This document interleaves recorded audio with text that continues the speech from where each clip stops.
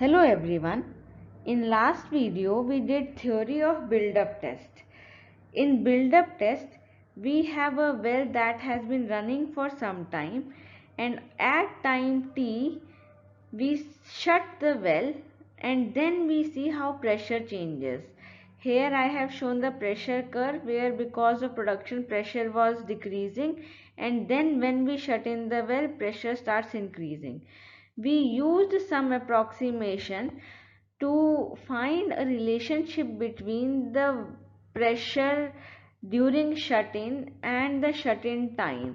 Here T is the time at which shut-in started and TD is the dimensionless time where shut-in started. So this is the relationship we found last time. Using this relationship, if we look at the bottommost curve, which is a Horner pressure build-up plot, we see that the shut-in pressure PWS has a linear relationship with ln of t plus delta t divided by delta t, which you can call Horner's time.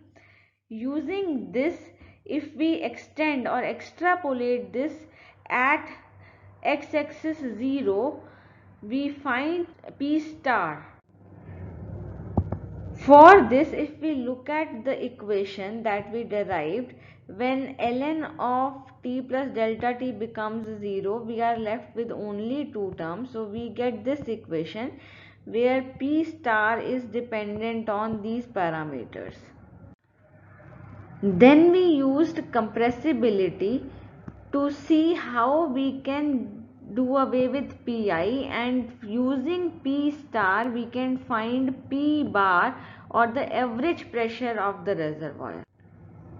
Reiterating, PD is the dimensionless pressure at dimensionless time TD, which is the shut-in time, and PD can be found for a well that is a transient state using this equation 1, and PD can be found for pseudo steady state well using equation 2. So these equation 1 and 2 are valid for a reservoir which is radial and infinitely acting for transient state, and radial with a boundary of no flow for equation 2, that is for pseudo steady state. In this video I will show you how we can use these equations that we know so far for our well to find different parameters of the reservoir, or in other way I can say that how we can use pressure build-up test to find different parameters of the reservoir. I will be using this example from LP-DATE to show you how we can use build-up test.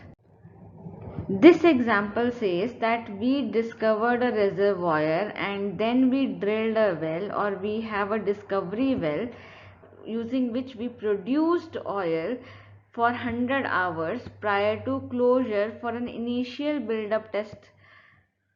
The production data and every other data that we need is given, that the flow rate was this, the total production of oil was this, so this is at standard conditions. The total thickness is 20 feet, radius of the well is given, the area of our reservoir or around the well is given, which is called drainage area is given, porosity is given, viscosity is given, BO is given, and compressibility is given. Then at 100 hours when we stopped the well was flowing and the pressure recorded at that time is also given.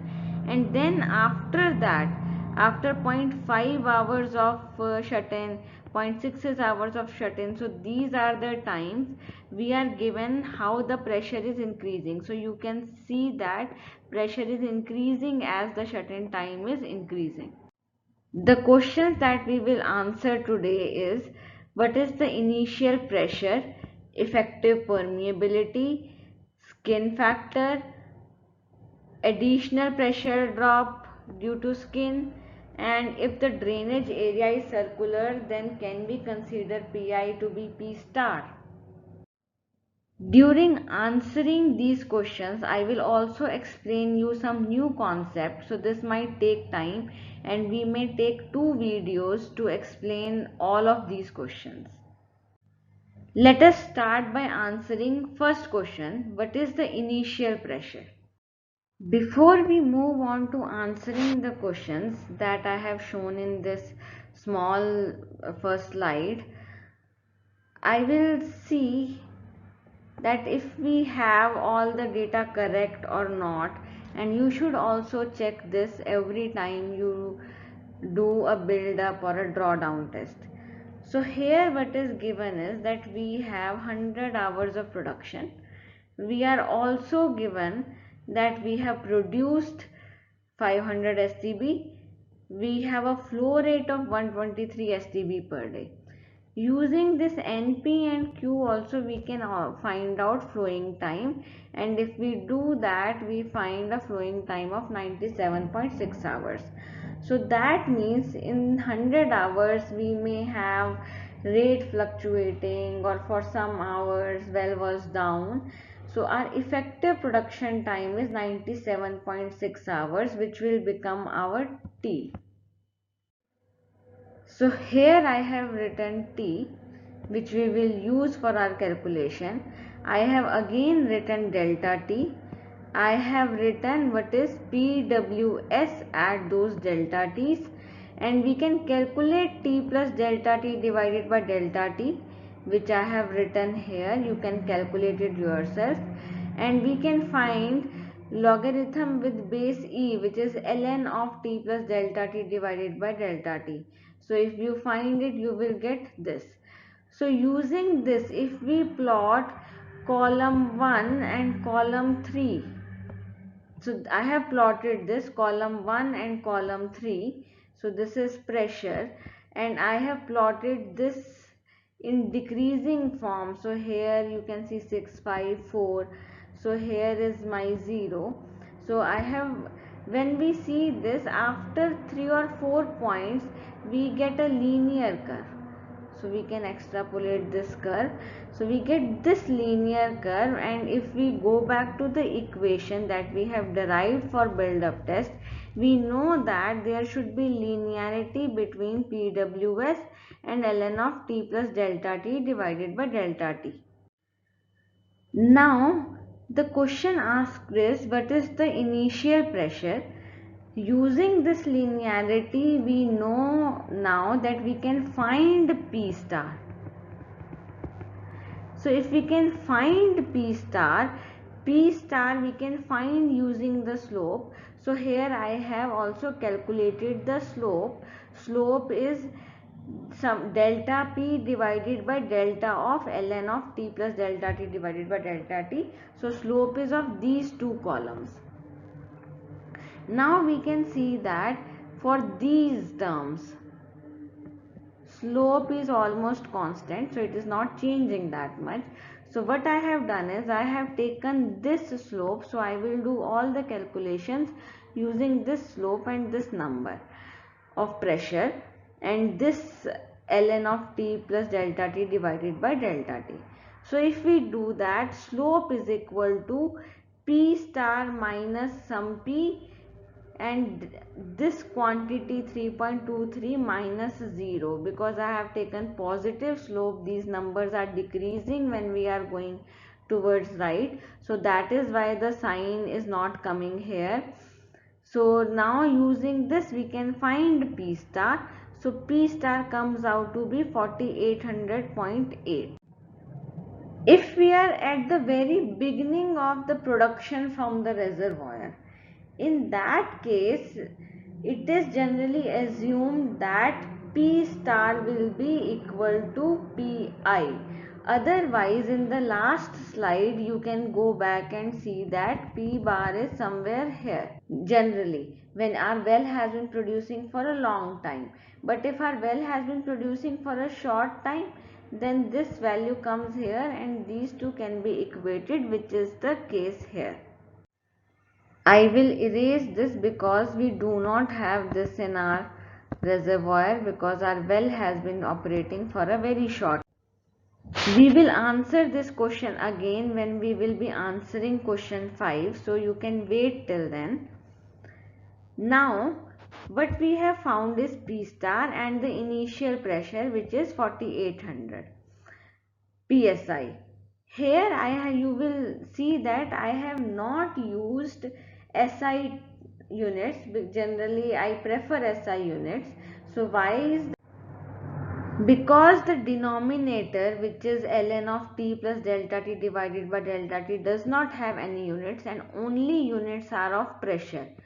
The slope is also in terms of psi, so everything is in terms of psi, so I can do it very easily. So I let it remain in psi and found pressure in psi.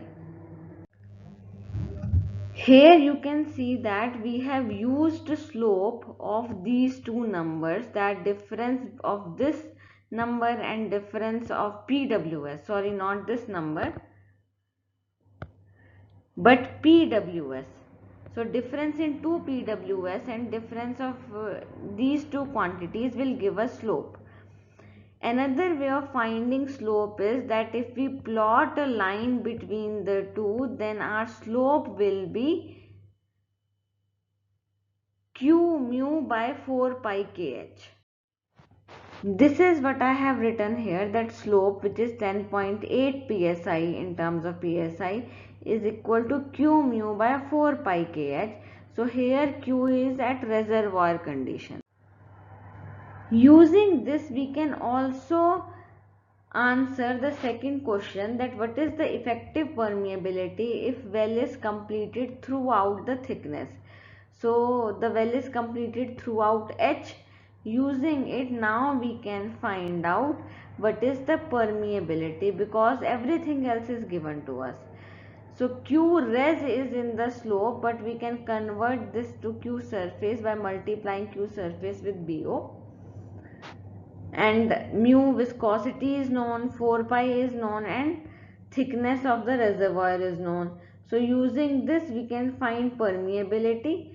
So 123 STB per day is the flow rate, 1.22 is the BO, this is an STB per day, viscosity in Pascal second, 4 pi k and 20 feet. So I have written all the units. So now we will convert it into SI.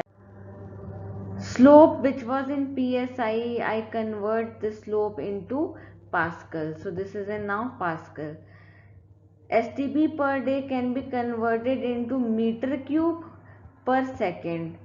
1.22 is unitless, reservoir barrel divided by standard barrel. So barrel by barrel, the conversion will be 1. And Pascal second for viscosity we have already used. Then 4 pi permeability we will get in meter square, 20 is in feet, and this is in now meters if you multiply it with 0.3048. So we did not need to remember any of the constants, and we find permeability using these numbers to be 4.9 into 10 to the power minus 14 meter square, which comes out to be 49 millidarcy. And if you go back to LP Dake, where I have taken this example from, you will see that they have found permeability to be 50 millidarcy. So using the slope, we have found what is the initial pressure for a well that has been producing for a very short time, and using the slope again in a different way, we have find out what is the permeability. So now the next question is skin factor S, which we will try to answer in the next video, because this video is becoming very big.